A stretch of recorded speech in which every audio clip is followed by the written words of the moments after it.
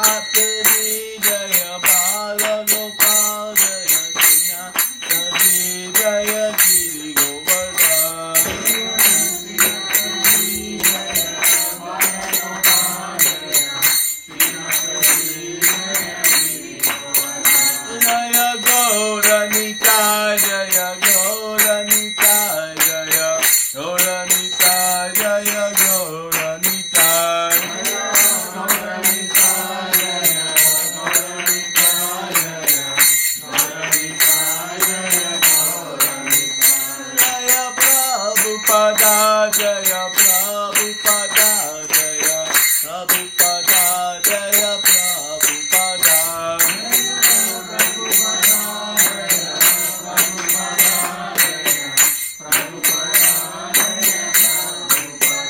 Jaya Guru Deva Jaya Guru Deva Jaya Guru Deva Jaya Guru Deva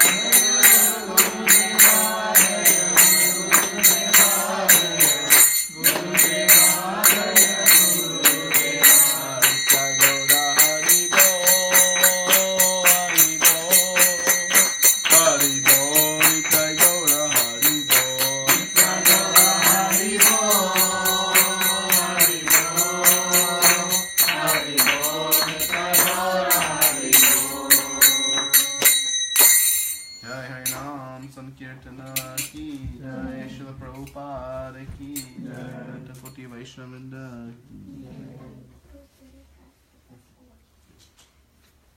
Om Namo Bhagavate Vasudevaya Om Namo Bhagavate Vasudevaya Om Namo Bhagavate Vasudevaya Om Namo Bhagavate Vasudevaya Om Namo Bhagavate Vasudevaya Om Namo Bhagavate Vasudevaya Om Jnana-timirandhasya Jnana-janashalakaya Chakshurum militam yena Tasmai Shri Gurave Namaha Shri Chaitanya Manobishtam Stapitam Yena Bhutale Swayam Rupa Kadamayam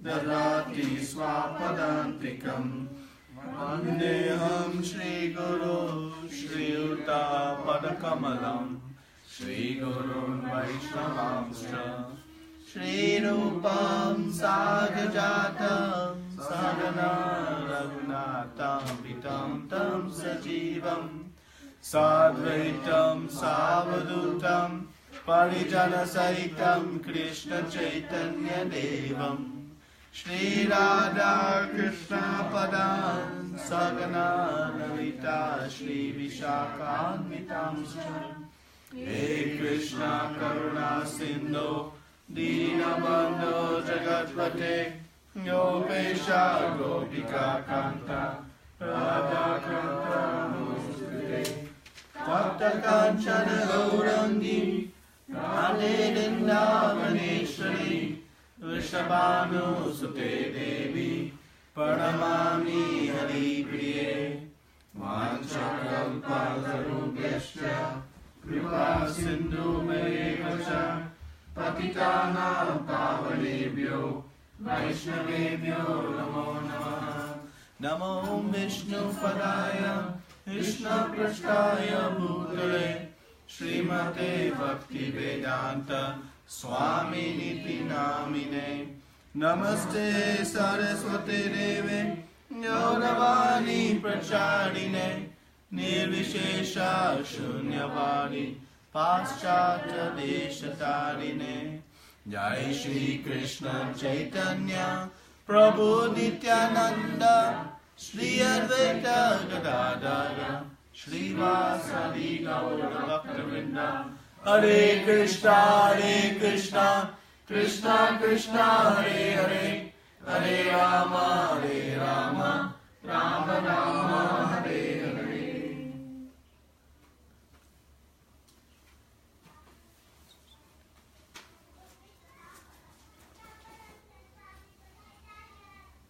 Hare Krishna. So, today we'll be discussing the 70th verse of the second chapter. We're nearing the end of this second chapter, which is providing a summary of the entire Bhagavad Gita. All topics that Krishna will discuss throughout this Bhagavad Gita, he has summarized in this introductory chapter. Contents of the Gita summarized. So, one of the central themes that we have been discussing in this section of Bhagavad Gita is the importance of controlling the senses. And how the uncontrolled senses lead to misery. So last week we discussed what is night for all beings is the time of awakening for the self-controlled. And the time of awakening for all beings is a night for the introspective sage. So does that just mean the sage sleeps at different times than the materialist? What did we understand from last week? Activities that a sage or like sagely person do or a devotee does versus the activity that this materialistic person is two different. I mean, it's in two different ends. Like the activities, materialistic person thinks that which is what giving them happiness is right opposite to what the devotee thinks. This is vice versa. So the activities that the spiritualist, the introspective sage pursues, the materialists wonder why. Such a waste of time. They are asleep to the activities that interest the introspective sage. Studying Bhagavad Gita, singing about the Lord, rendering devotional service, associating with devotees. Those activities feel very boring to the materialist. And vice versa is also true. Going and intoxicating oneself and trying to acquire more fame and possessions and these different activities of the materialist, those are very pale and uninteresting to the introspective sage. So they are on opposite ends of the spectrum. The goal of both is one. The goal of both is to find happiness and peace. But only one has found peace and happiness. And that is the introspective sage. And what does introspective mean?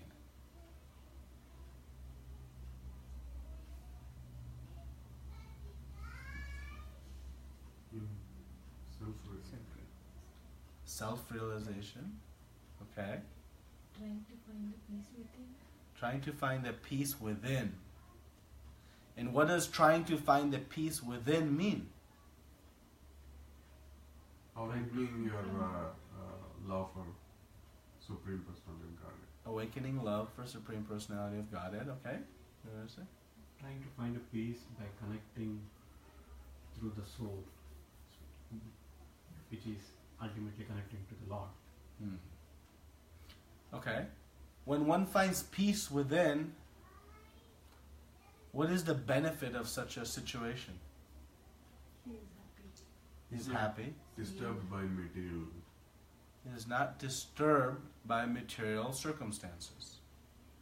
One's happiness is within one's control. How many of us would like to have our happiness within our control? We think, oh no, it's in my control. Right? If I want happiness, I buy a first-class plane ticket and I go to Hawaii. That's my happiness. But we know when we reach, our happiness of that experience is dependent on so many things we cannot control. Like? Flight was on time. Flight was on time. Like? Our baggages were not lost.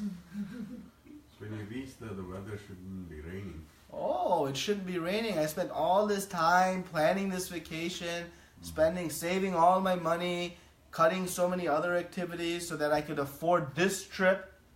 And then we go, 7 days of rain. Oh no. The people who come with you shouldn't give you a hard time. Oh, yeah. The people we brought with us should not give us a hard time. I don't know who that would be. And then the people who we get to meet there should be nice. Not be, Yeah. I'm sitting by the beach, peacefully relaxing, and two kids are throwing sand everywhere. Now my happiness is disturbed. I cannot yell at those kids, so I become frustrated. I have to move. I go to some activity and the tickets are sold out, and now I cannot enjoy that activity. And like this, we're trying to get the happiness, but it's dependent on so many other factors.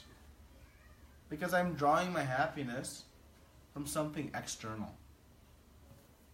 Now the introspective sage obtains its happiness in its relationship with the Supreme Lord. In its relationship with the Supreme Lord, which resides in the heart, in our consciousness, and in our activities. So one who finds great happiness in reading about the Lord, in speaking about the Lord, in singing about Him, in chanting His glories. Does it matter whether it's raining or sunny to find that type of happiness? Does it matter whether the temperature is hot or cold? Does it matter whether I'm situated on a beach in Hawaii or atop a pile of garbage? Does it matter whether somebody thinks I'm very nice or somebody thinks I'm very ugly? Does it matter what anyone else around me is doing? Does it require much investment of money? So who has a better, more likely to be successful situation? The introspective sage. Because they are in control of their happiness from within. So then the question becomes, well, how much happiness can be obtained from within this relationship with Krishna? And how much happiness can be obtained from going to Hawaii and all the beautiful places, exploring everything in the material world, acquiring all the wealth of the material world, acquiring all the fame, all the power, all this intelligence, everything that can be, pulled out. It's like you have a fruit. How much juice is contained within that fruit? Right? How much nectar comes out of that fruit? Well, the scriptures explain that if you took all of the happiness, all of the bliss and enjoyment that can be obtained from the material world, if you acquired it all, it would amount in comparison to how much happiness is available in the material world, in the spiritual world. It would compare the amount of water that's contained within the hoof print of a calf. A small calf's hoof print is this big, maybe this deep. That much water. Compared to an ocean. How much water is in an ocean? Virtually unlimited. How many hoof prints could you fill with an ocean? Can you even count? So that is the happiness in the spiritual world. This happiness from within is trillion times more intense and trillion times more in quantity. And it's within our control. If we take this introspective perspective. But so long as we're trying to find happiness from all these other things around us, we're going to be constantly banging our head against the wall. In the 6th chapter of Bhagavad Gita, Krishna explains in a very nice verse how this opposite perspective is there. Krishna says that in order to find peace, one should regulate one's activities. One should regulate their eating, their sleeping, their various work activities, and do those to the minimum necessity. But for the materialist, what is the goal of life? Eating. drinking, and supposedly being merry. It's polar opposite. One says do the bare necessity, what's needed to fuel the body. But life is not about fueling the body. But that is where we spend so much of our time. You know? Like when we buy a car, we don't think, oh, I'm going to buy this vehicle so I can get the pleasure of taking it to the gas station and filling up it with gas. That is a minor disturbance in our activities of using the vehicle for so many purposes. If we think about this body, how much endeavor and effort we go just to fuel it, to put food in it. We explore so many different types of places to eat, so many different types of food stuff. Somebody invites us to some party. What's the first thing we think about? What I will eat there. What kind of foodstuffs they will serve me. This is a process to fuel the body. Yet, because we are so limited, we have to find our happiness in these very limited things. Like how to fuel the body. It's no more foolish than thinking, I'll get enjoyment from buying this brand new car and taking it to the gas station. If you told that to someone, they would think you're foolish. No, use the car and go somewhere great. Do something wonderful. Well, the materialist is trying to use this body for doing such minuscule things. But the spiritualist has understood that this body is a great vehicle for which one can explore the unlimited depths of happiness and bliss that comes in spiritual life. This body is a wonderful tool if used appropriately. If used just to go to the gas station, it's not so valuable. So now we'll read the 70th verse, which often plagues us as we progress in devotional service, these desires. What to do with these material desires? Someone wants to read the verse?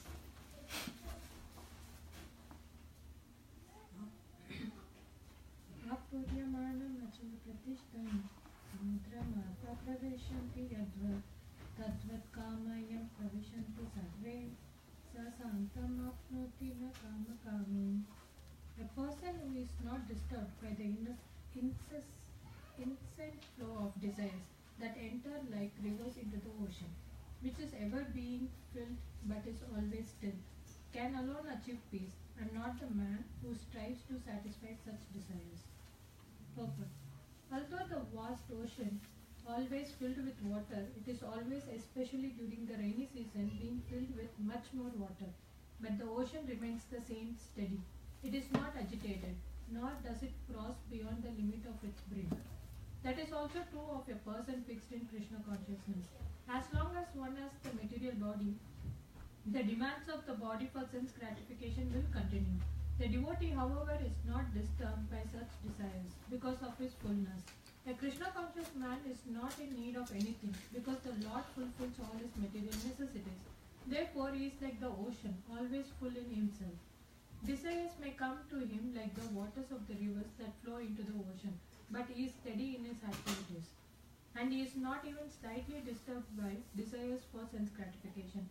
That is the proof of a Krishna conscious man. One who has lost all inclinations for material sense gratification, although the desires are present. Because he remains satisfied in the transcendental loving service of the Lord, he can remain steady like the ocean, and therefore enjoy full peace.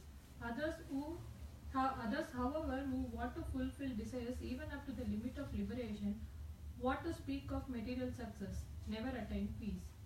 The fruitive workers, the salvationists, and also the yogis who are after mystic powers are all unhappy because of unfulfilled desires. But the person in Krishna consciousness is happy in the service of the Lord, and he has no desires to be fulfilled. In fact, he doesn't even desire liberation from the so-called material bondage. The devotees of Krishna have no material desires, and therefore they are in perfect peace. So Krishna says, a person who is not disturbed by the incessant flow of desires that enter like rivers into ocean, which is ever being filled but is always still, can alone achieve peace, and not the man who strives to satisfy such desires. So who alone can achieve peace? Who is not disturbed. By Material material desire. desires. And who can never find peace? Who reacts to those. And what does it mean to react to those desires? Enjoy. Sense objects. They try to fulfill them. Right? So when do we become unhappy? And you're not satisfied. When? You're not satisfied. When we are not satisfied. Right? So we are unhappy when there's something we want that we don't have. Can we say that's the definition of unhappiness? We want something, but we don't have it. Reverse also. We have something that we don't want. Or we have something that we don't want. Yes? That is also the inverse. We have a bug in our body. We want health, but we have the opposite. Like disease and other things. Yeah. Right? So that also exists. So the question then is, when will our desires be fulfilled?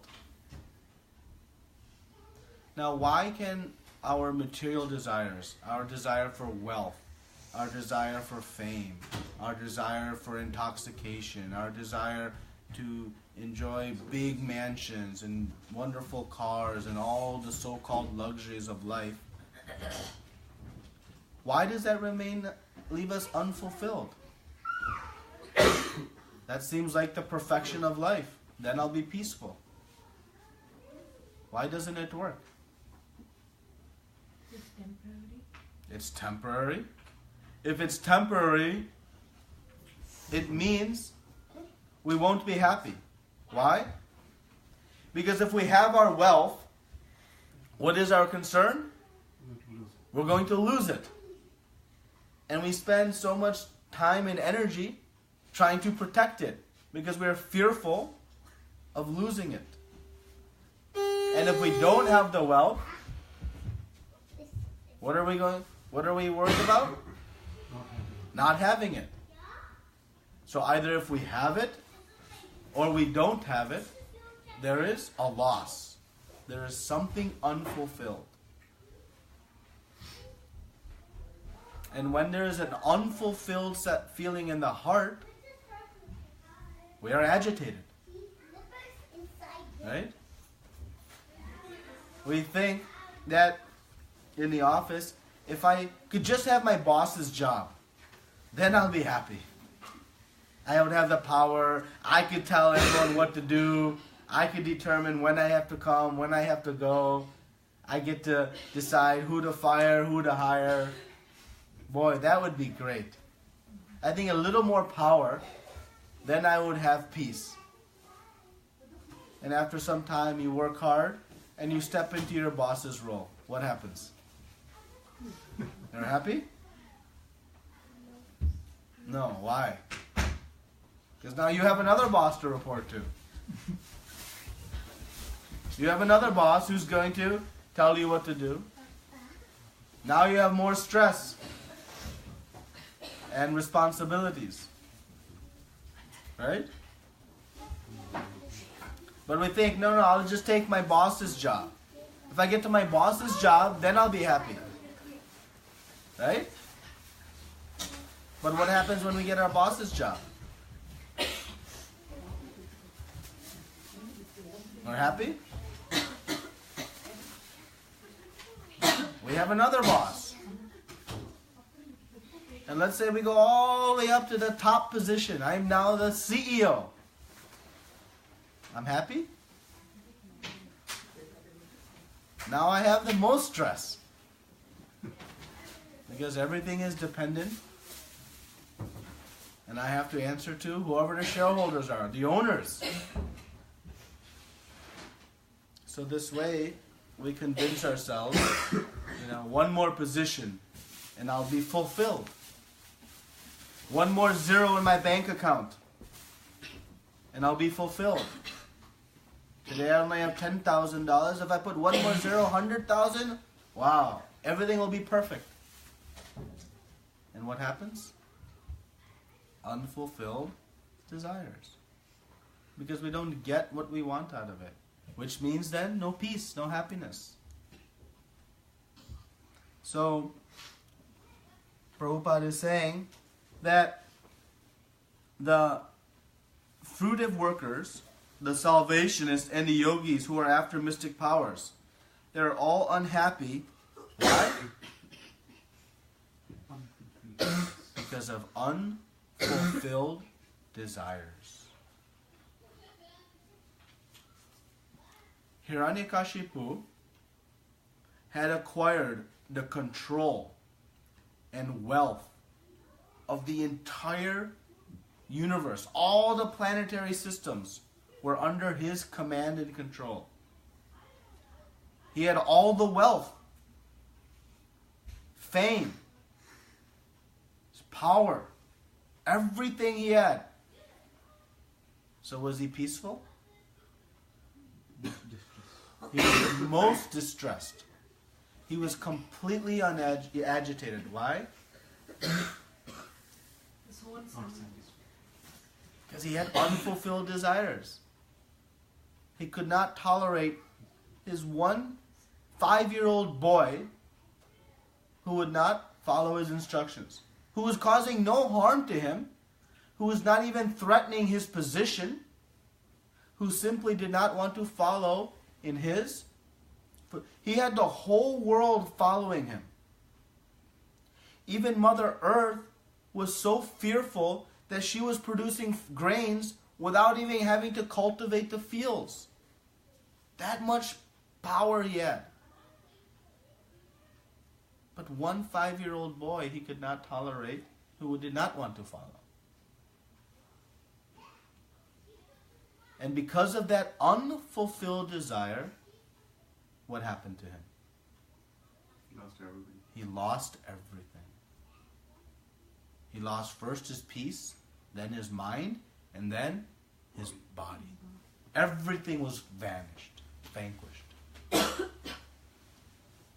So since time immemorial, since the beginning of time, man has been trying to find peace, fulfillment of all desires through acquiring more wealth, fame, power, intelligence, beauty. But it doesn't happen. It's never happened. Nor will it ever happen in the future. We are not the only ones who've tried. Billions of people before us have tried. And not one has found it. But the introspective sage has found it. Why is the introspective sage happy?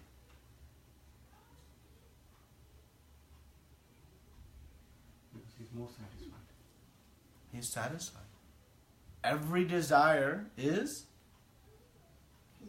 fulfilled. And what is the desire of the spiritualist, of the bhakti yogi? Serving Krishna. Desire for service.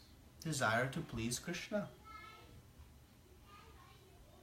And what happens when one, with purity, with no other desire, anyabhilashi tashunyam gyanakamadi navratam, no desires for anything, anukulina Krishna anushilanam, in a very favorable mood, serving Krishna, following in the footsteps of those who have explained how to perform this devotional service. When one renders this pure devotional service, what happens? More satisfied. One experiences incalculable happiness and bliss.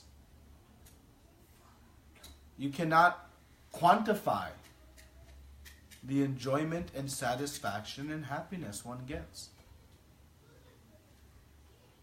So much happiness is there that no other desires exist. It's just like if you're very hungry and somebody brings a plate of nice hot samosas in front of you, or at least of me. You'll desire to eat, right? Why? Because you're unfulfilled. You're hungry. It's almost impossible to resist. And you'll eat and eat. When your desires will stop? When you are full. That's the only time they'll stop. Sometimes a little bit after you're full. When the pain starts to come. Oh, I ate too much. We're not so disciplined. Then another plate comes. You have any desire for them? A third plate comes. You have any desire? Why? Because we are already full. You're already full. You're already satisfied. When one comes to devotional service, when one comes to understand, I am eternally the child of the Supreme Lord, and there's this most wonderful relationship that exists between me and the Supreme Lord, and I begin to act in that relationship, rendering love, service to the Lord, there is such an overwhelming experience of bliss and happiness. Such a complete fulfillment that no other desires even register in the mind of such a person. No other desires register. Even if somewhere back in the mind the desire comes, let's go see the cinema. Nah, I'd rather read Krishna book.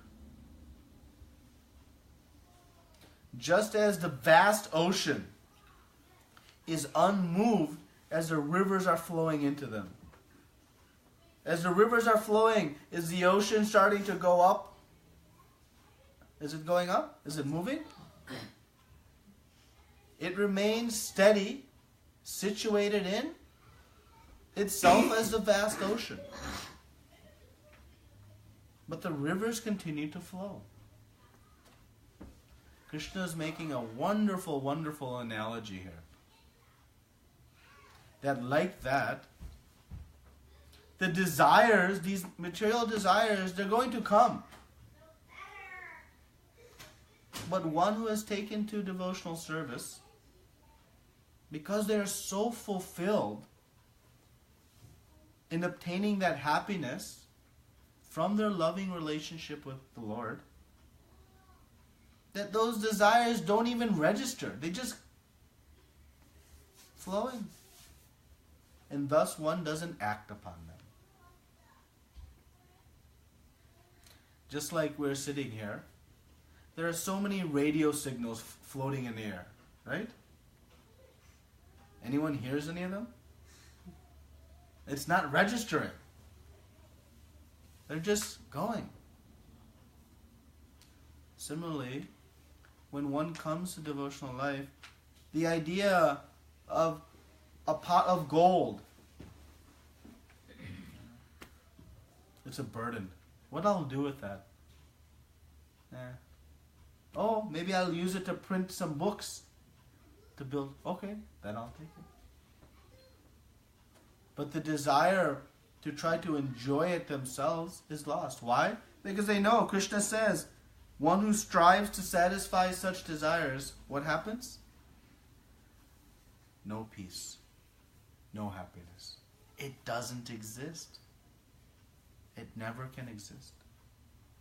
The only one who can find real peace is one who is totally fulfilled by the practice of devotional service. Because we are spirit soul, we are not this body. This body is constantly changing. This body is temporary. It is matter. If we want eternal happiness, we must go to the internal position which is my soul. If I want temporary happiness, yes, the body can give temporary happiness because it is temporary. But if I want eternal happiness, I have to go to the soul. Well, the soul only gets happiness from spirit. Because it is spirit, it only gets happiness from spirit.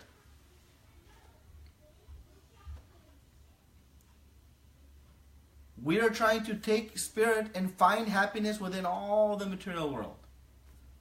But it's not working. It's like trying to mix oil and water. No matter how much you mix oil and water, how powerful, it never mixes. It's always separate in their existence because they are incompatible. They are incompatible. As soon as we bring the Spirit in contact with the Supreme Lord Spirit, everything becomes well situated again. The example we always talk about, the fish. If you take the fish out of the water, no matter how many desires you try to fulfill of that fish, giving it wealth, fame, singing its glories, giving it nice fan, wonderful things to drink and eat, beautiful bed, it won't make it happy because the fish is out of its natural environment. The spirit soul, disconnected from the Lord, is out of its natural environment. And that is why there is never peace. That fish will never find peace on that beach. No matter what we do to it, it'll never find it. As soon as we put the fish back in the water, then it'll find its happiness. So these material desires will never find us happiness. It's impossible. We may find it for a very small amount of time and then it's gone. And the fact that we know it's going to be gone means there isn't peace. No matter how wonderful of a vacation we're on, we always know it's going to end. And so that feeling in the heart, 5 days, 4 days, 3 days, 2 days, tomorrow we have to start packing. Because it's temporary.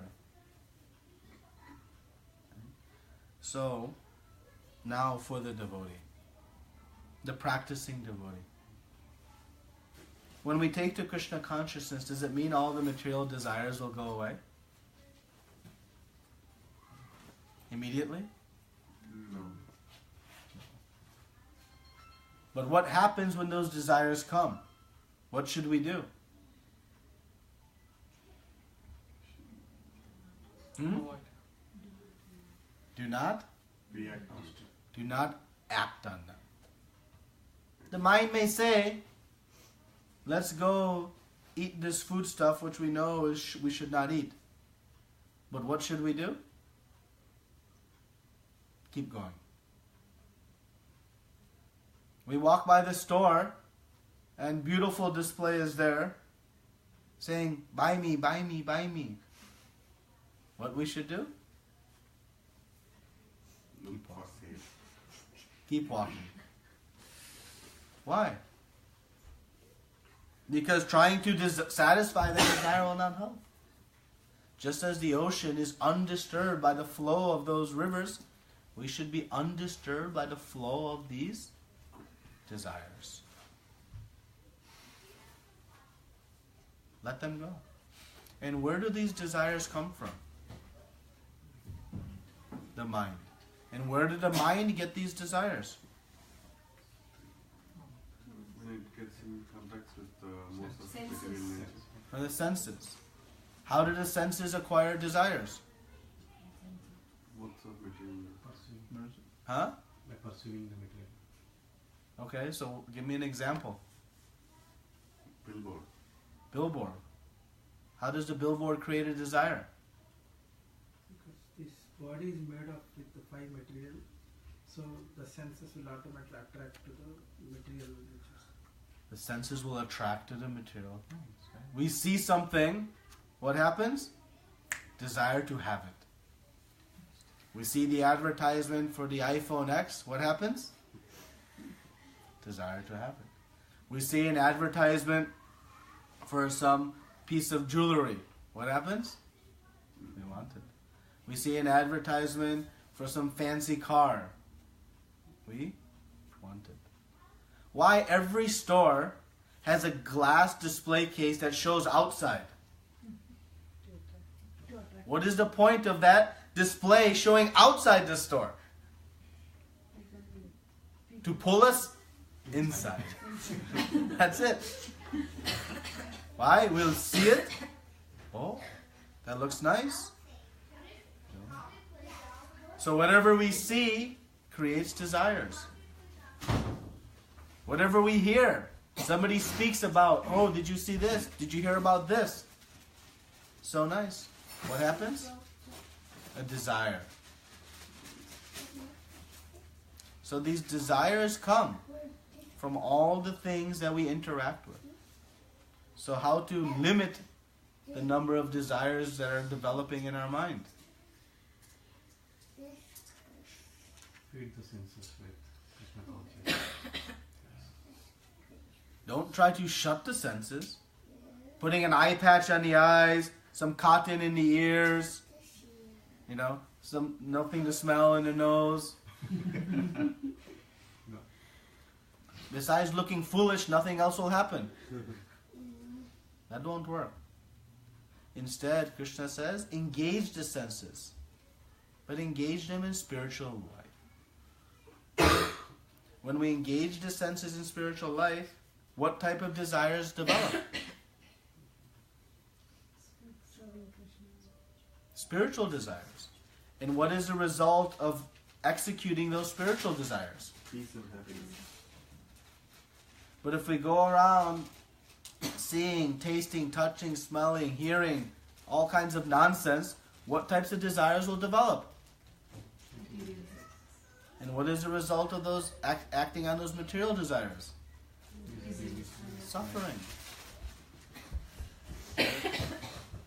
So, while the current desires are coming, we know, well, those are coming due to my past interactions. But let me at least stop new desires from being created in the brain.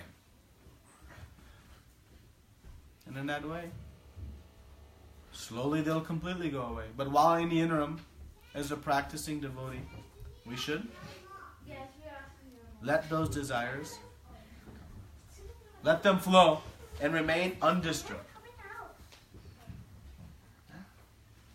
Any comments or questions? Yeah. Soul is the part of Krishna and it is eternal. But the body is temporary. But how come for one person we go with body and senses? It is temporary. We are much attracted towards the body and senses. If soul is much powerful than body, we should immediately get attracted towards spiritual. But it takes a lot of time for us to get attracted to its own whole, that's Krishna. But we are listening much to body and though they are temporary, how come they are much powerful than the soul? They're not more powerful, but because of our false ego, which is very strongly impressed upon us, we attach to the body. But we have one practical realization. What we are attracted to amongst each other is the soul. As soon as the soul leaves the body, that body, which just prior to the soul leaving was the source of our comfort and happiness and bliss, as soon as the soul leaves that body becomes a source of our fear. Nobody attaches to the body in which the soul is not present. Maybe for some short time afterwards, hoping it'll come back.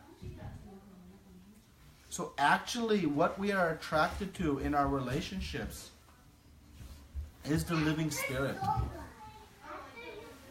But the false ego leads us to think that I am this body. I am not spirit soul. The false ego, false and ego. Ego means I am. False means a false sense of I am.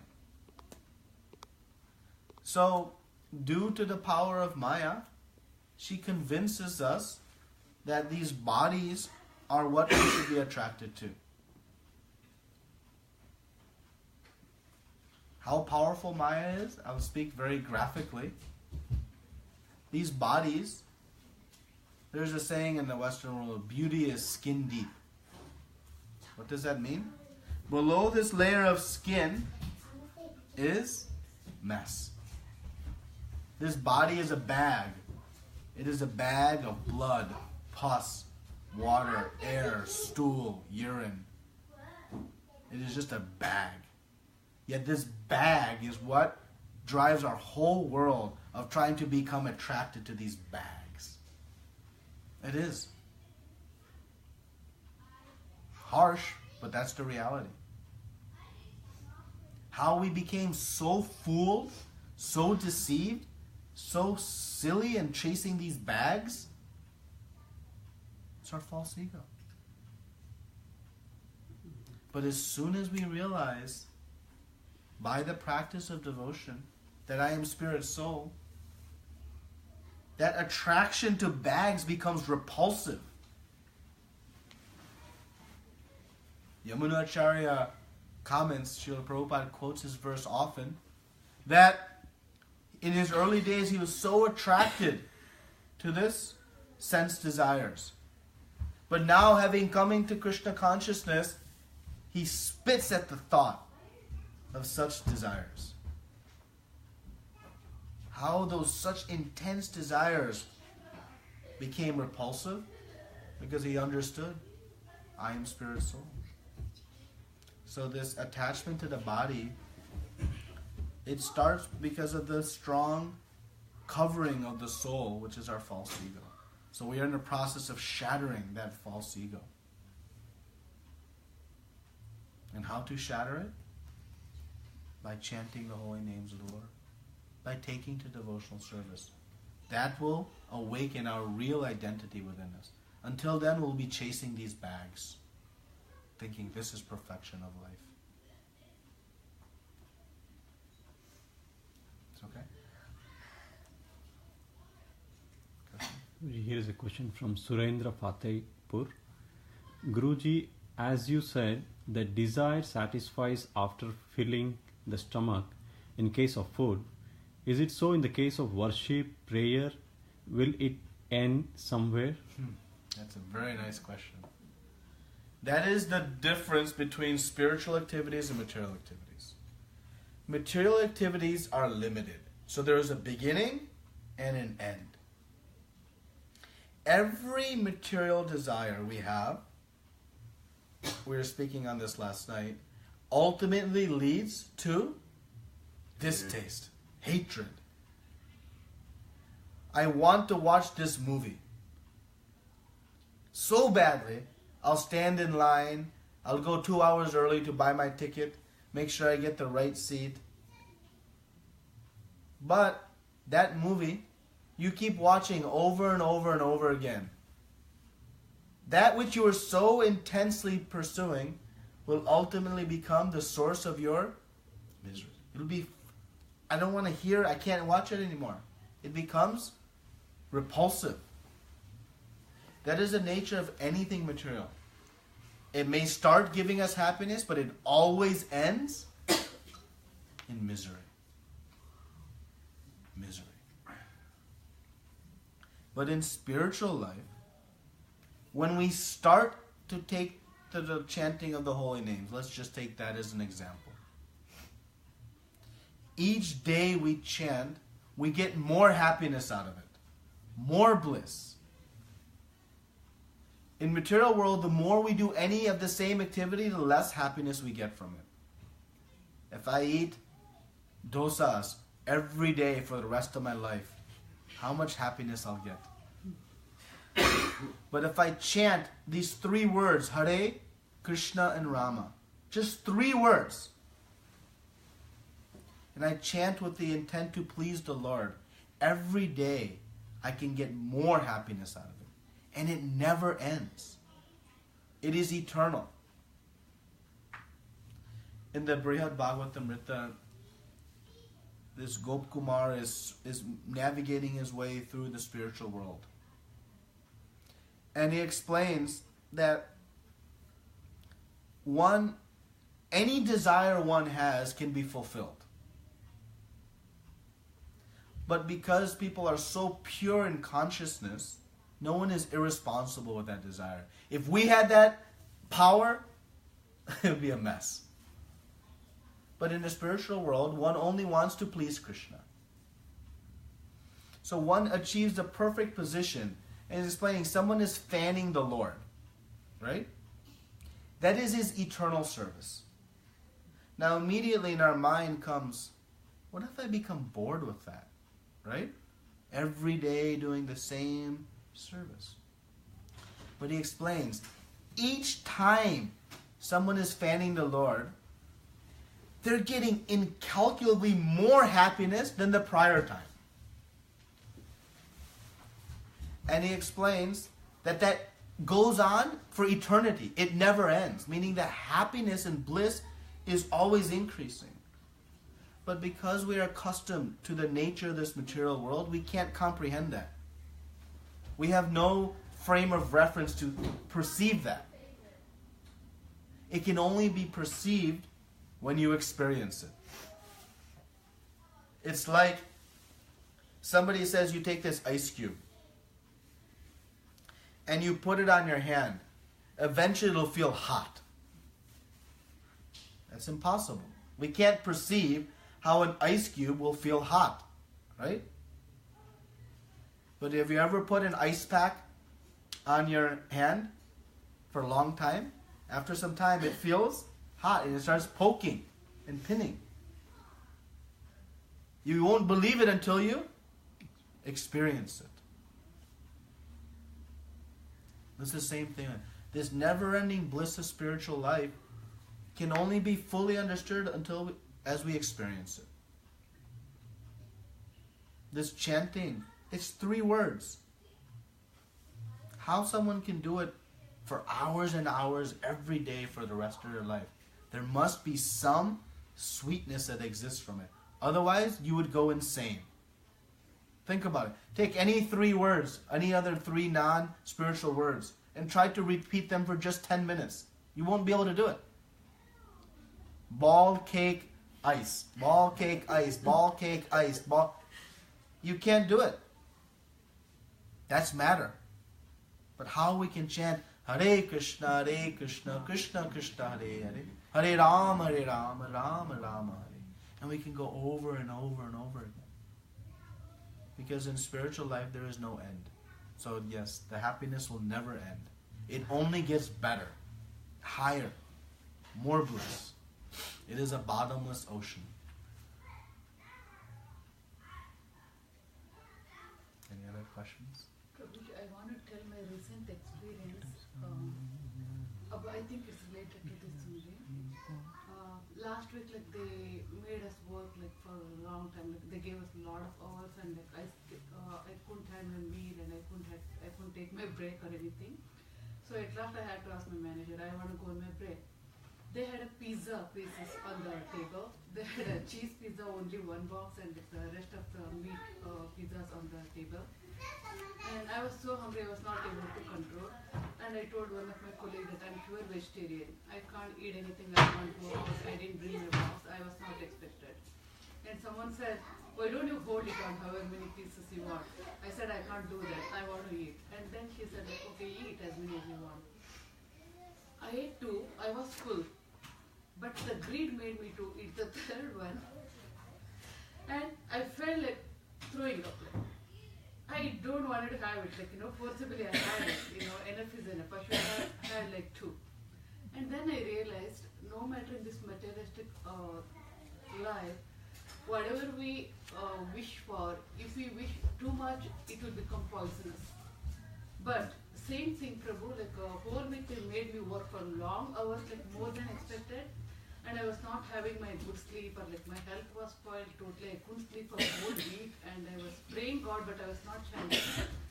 I prayed Him that please give me good sleep at least one day, so that I can be refreshed, or like, I can go to the work more.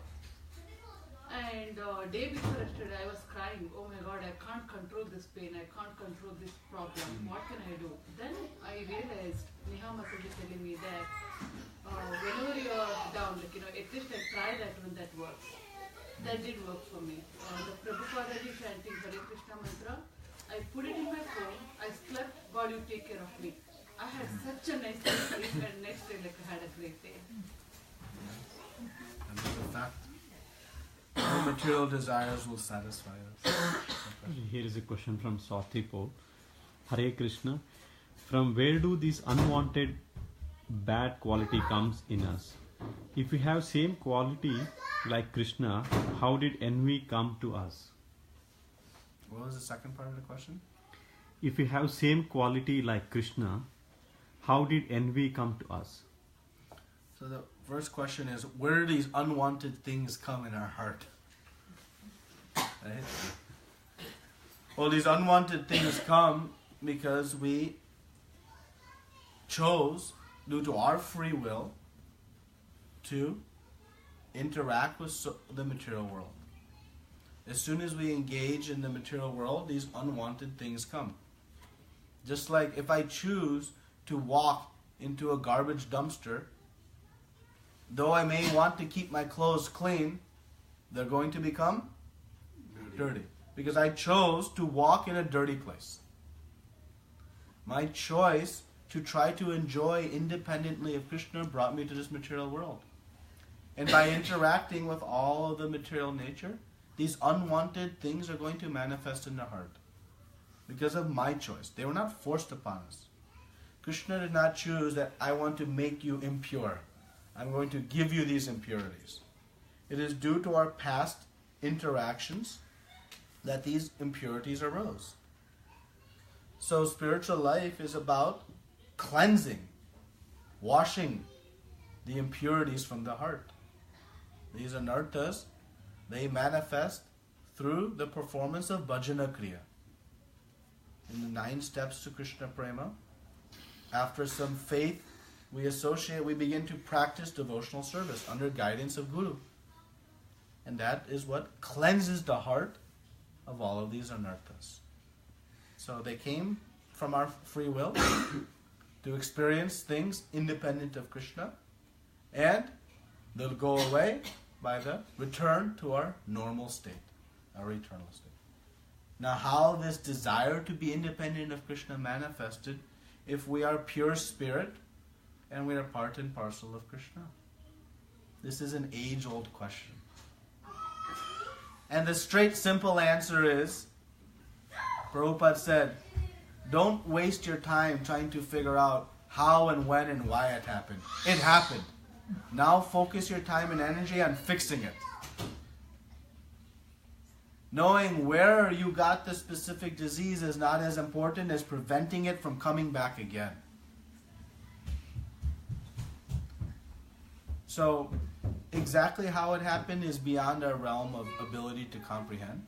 But we know because there is free will, even in the spiritual world there is free will. And that free will has the potential to manifest itself into desires of being separated from Krishna. And so then the question comes, well, if I spend all this time purifying and awakening my love of God, what if it happens again? Krishna says repeatedly in the Bhagavad Gita, once you return to my eternal abode, you never come back to this place of misery. But what if that free will manifests again? Well, because we have now tasted the experience separated from the Lord, we'll never want to experience it again. Just like a child sees a pot of boiling water, bubbles. What does he want to do? Grab it. Mother says no, but child says bubbles. As soon as child tries to grab it once and hand is burned, next time they see, they'll want to grab it. 100 times later, they'll ever want to grab it again. It only takes once. Similarly, we have been burned by this existence in the material world. We'll never do it again. How it originally manifested, just know it's due to the presence of our free will. Exactly how is not so important. You have a question? Sorry, I disturbed. Or if it is done, I can. In the spiritual world, like, do we have any individuality, like any specific talent to serve Krishna? So in the spiritual world, do we have any individuality or specific talent? Well, remember in the beginning of this chapter, Krishna said, never was there a time that you did not exist, nor I. And never will there be a time that you will not exist, nor I. So we absolutely have individuality in the spiritual world. The Mayavad philosophers want to claim that we all merge into the Supreme. That is not true. You may maintain your individuality within the Brahmajyoti, but never merging fully. So, yes, in the spiritual world, we have a body. We have a form. We have an eternal form. And based on where we are in the spiritual world, the form is different. In some of the Vaikuntha planets, we have a form just like the Lord. That is one of the 5 types of liberation. And then in Goloka Vrindavan, where Krishna is eternally present, we have also a very specific form, if that is where we want to go. And there, we have a very specific seva, Nitya seva. It is our eternal service. And it could be one of many, many things. Maybe making flower garlands. Narottam Das Thakur's eternal seva was boiling milk for Champaklata Gopi, who is making milk sweets. Someone is singing, someone is decorating, all performing service for the pleasure of Krishna. So yes, we have a very specific skill and a very specific service. And that service is like this. It's so sweet and fulfilling that in our consciousness we think, wow, we are lucky. We got the best service. We see all other services and there's no even ounce, fraction of desire to have that service. We're so overwhelmingly fulfilled by our service because it's custom made for our individuality. Krishna, knowing our nature, knowing our individual situation, creates the custom-made service for us. That is so perfect, we're complete. There's not one. Sometimes in a temple, we're doing some service, and we think, this is nice, but I wish I was doing that service. Right? That desire exists. But in the spiritual world, we attain our eternal service. It is so overwhelmingly fulfilled that we feel I have the best. And we become peaceful for eternity. So that is the Siddha Rupa we say. For every living entity, the Siddha Rupa is different. Yeah. Because we are all individuals. So Krishna reciprocates with each of us as individuals, not in mass. Krishna, He's unlimited. He reciprocates with each and every one of us as individuals. And He gives us the experience. All of us need slightly different types of reciprocation. Some of us want very humorous, some of us want stern, some of us want this. Right? That's how we pick different friends. We pick different friends based on the type of reciprocation we get. But Krishna is the source of all rasas, all relationships. So whatever formula that is perfect for us, He can present. And simultaneously while presenting to you one, He can present to you, and to you, and to you, and you, and all of us simultaneously. And when He is seated amidst all the cowherd boys, having his lunch. All of them think Krishna is only facing me and he's having lunch with me. But every boy is feeling that way. Oh, Krishna today is having lunch with me. He is simultaneously reciprocating with each of us individually. We're not in the backstage somewhere. Very personal. One more question. So related to this verse, like we will be completely fully satisfied. I know, whoever is in the beginning stage of bhakti, they cannot have full satisfaction in bhakti. They cannot completely ignore all the desires coming from the material thing. So, how can we act in a right way for those desires? Yeah, so in the beginning stages of devotional service, we are not yet purified of those material desires. Our faith is not yet developed to know, to have no other desires. So this is what Krishna is telling us. Let those desires flow, but don't act on them. Why we should not act on them? We should have faith that by acting on them, it will lead to misery. M equals M. Material equals misery. But many times that doesn't happen, no problem. Every time it happens. I cannot, sometimes I have to act on it. Many times we are facing, every time we are exposing to sense objects.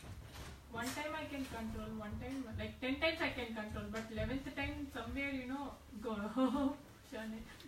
That means we have to increase our sadhana, increase our practice, because that 10 times we can control it. Why you controlled it 10 times? Because you know it was good for you. You knew it was good for you. Better outcome would come if you controlled it. But the 11th time you weren't able to control it, it means we don't have the strength yet. Right? But can we do this? Even we are all in bhakti, but bhakti yoga we are practicing. If one, material sense gratification, I understand. We cannot act upon it because we got the knowledge, we tasted the higher experience. So material, complete sense gratification, like going to movie or bar, not like that. But some little bit other desires, where we can, suppose if somebody wants to get home, they can get home, but they can use it for Krishna. Something like that. They can use money or time or energy or something, even though they want to have that desire, but in the end they can total for Krishna or something. Yeah, that's why Krishna gives progressive stages. He is not expecting that instantly it will be perfect. Put your hand in a bead bag and all of a sudden all desires are gone and will be pure. No, there's progressive stages to this purity. Right? So, in the initial stages we have so many desires that we find how we can dovetail them in Krishna consciousness. As you said, I really want a home. Well, that's a natural desire. But then let me make a home that is Krishna is the center of my home. I really want a vehicle. Well, let me use that vehicle in Krishna's service. I really want this. How I can use it in Krishna's service. So, and then those desires actually become spiritual desires. I want a promotion in my job. Not so that I can be the boss and control everyone else, but maybe so that I can have some more income, so that I can then distribute more books. Maybe that I can get a little bit more managed work schedule so that I can spend more of my time rendering service to Krishna. Whatever it may be. So the objective we have to dovetail to our spiritual goals when we have those desires. And remember, desires are not going to go away overnight. We have spent millions of lifetimes baking these desires into our mind. Just 1, 2, 3, 5, 10 years of chanting is not going to all of a sudden, but they will go away eventually. And they can go away in just one moment even, depending on the purity of which we chant. So if those desires are still lingering, then we have to fine-tune our devotional service. Krishna is going to speak, in the next 2 verses about being determined. We have to fine-tune. It's just like if I'm going to the gym and the body is not quite forming the way I had hoped, there must be something in the execution that is off. So I have to fine-tune the execution. How to fine-tune the execution of our bhakti? We must surrender to Guru. And Guru will guide us. Did I answer your question? Prabhuji, having desire to chant and having desire to involve in this kind of association and all stuff, it will,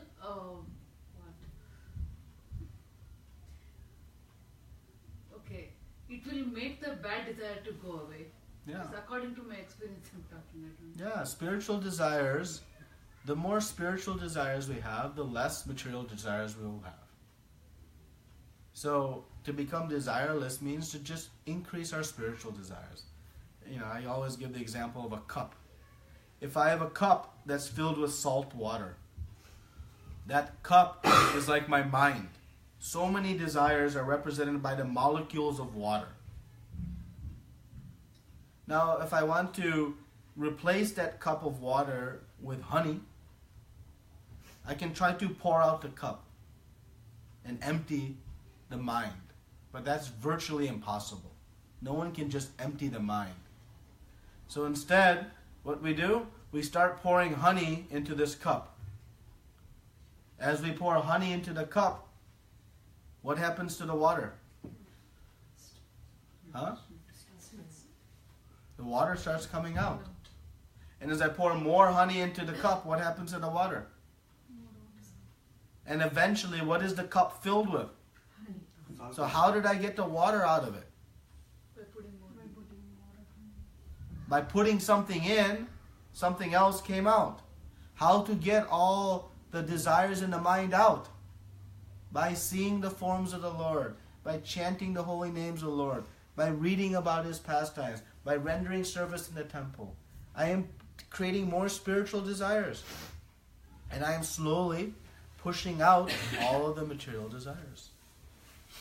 So that is why Krishna consciousness is an additive process, not a subtractive process. Trying to rip these desires out are very difficult. No one wants to do that. Krishna says, don't try that. Just practice devotional service. You give 10% of your day and see what happens. We cannot give 2 hours to Krishna in a day of 24 hours. Of course, just 10%, less than 10%. So that's how it happens. Bring more spiritual desires, slowly material desires will be pushed. Okay. Here is a question from Sunita Narayan. Hare Krishna. If anyone comes under Krishna consciousness, then how he can have transcendental activities? And followed by another question. Why in the first place he has to bring us under illusion of Maya? Kindly answer. Hare Krishna. So why we came under illusion of Maya? Krishna did not want us to become under the illusion of Maya. We had a desire to try to experience life independent of Krishna. Now, we can never be independent of Krishna. Everything we are engaging with in the material world is also engaging with Krishna indirectly through His energies. But in order to fulfill our desire to experience something that cannot be experienced, He had to create a very powerful illusion. What is the goal of illusion? To make us think something that is happening is not really happening. Right? So, Maya and our influence of it came from our desire. Krishna did not push us into this illusion. We said, Krishna, I want to be separate from you. He said, my dear child, you cannot be separate from me. But Krishna, I really want to be separate from you. My dear child, if you're separate from me, you'll experience the material world which is not so nice. Krishna, I want to be separate from you. We insisted. Krishna, being loving, said, okay, my dear child, If you want, I've created this place called the material world, and there is the Maya Devi there, illusory energy, where you can try to experience it. But I am coming with you. Because I am eternally hopeful that at some point after experiencing this material world, you will desire to come back. Though you are leaving me, I am coming with you, and I am sitting in your heart as Paramatma. So at any moment you desire, I've had enough, you just look next to you, and I'll be there waiting. I am the one bird on the tree watching you eat the fruits of the material world. But as soon as you look to me, I will instruct you and guide you and hold your hand and bring you back from this illusion. So it was our desire that it came. And when we desire not to be illusioned, Krishna is waiting right next to us to take us out. His love for us has never ended. Our love for him we have temporarily suppressed. And now we're in the process of reawakening. How do you relate the material desire with family bondage? How to relate material desires with family bondage? That's a tricky one. Well, so, our family relationships, first of all, are very important to us in us becoming to devotional service. Whatever we do in devotional service is due to the benefits we have obtained from all of our ancestors. And that is why Krishna says, when one becomes my devotee, I liberate many generations prior. Why? Because whatever that devotee has done in their devotion, it is due to the benefits they've received from so many. So Krishna says, this person has become my devotee. So all those who help in that process also get the benefit and become liberated. So we have a great responsibility of love to our family. And our attachment to the family should be on the basis of spirit, not an attachment of body. Right? The attachment should be on spirit, of how I can help my family in their connection back to Krishna. We have mother and father. But if we don't get out of this world, 50, 100 years from now, we'll have another mother and father. And another mother and father.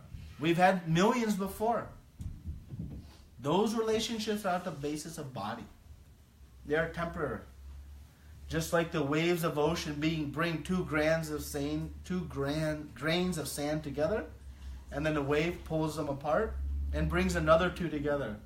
In this way, the waves of time bring two souls together in these relationships, and the waves of time will separate them as well.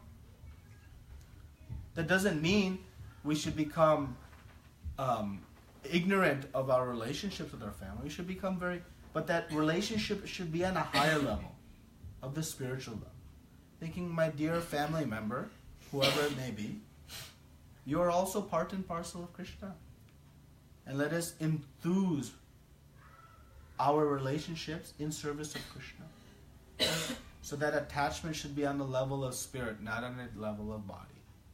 Because if we become too attached to the familial relationships, and we see this. We see this with, parents. They become so obsessed with the upbringing of their children. And then when their children are older, they become so obsessed with upbringing their grandchildren, and this and that. And what happens? They lose time to focus on uplifting the soul. That is why in the Vedic, if you read Srimad Bhagavatam, at age 25, husband and wife would retire to the forest and practice their devotional service. Why? Because the children have grown to 25 years old. And now they're capable. And they're relying on Krishna to maintain them. What maintenance mother and father can really give in comparison to what Krishna can do? So we have a responsibility to bring our children up very nicely with great practices. Bring them to a point where they can maintain themselves, We cannot abandon young children. That is a neglect of our grahastha duties. But we also, as they age, they are now set. It's okay? Here's a comment from Sunita Narayan. Thank you, Guruji, for answering clearly my doubt. Hare Krishna. Hare Krishna. Okay, so now we'll take to the process of purifying the heart, experiencing the unending bliss. Please chant every day. This chanting process must be done every day. It is the only means to overcome the illusion, to overcome the false ego, to overcome these material desires. Every time we chant, we're creating so many spiritual desires that will slowly push out all of these material desires which are haunting us.